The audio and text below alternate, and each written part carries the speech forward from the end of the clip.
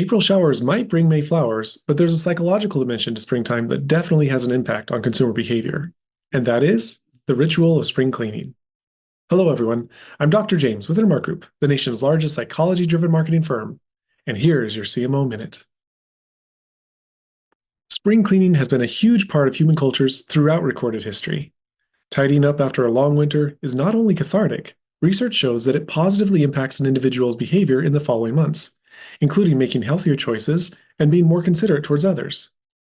Of course, from a marketing perspective, there are three major ways to really connect with consumers during the spring season.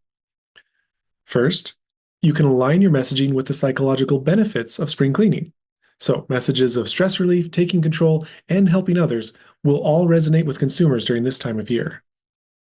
Second, you can try tapping into the fresh start effect by providing consumers with a big picture view of their lives, and then frame your products or services as tools of transformation that will then aid them in their journey to move forward.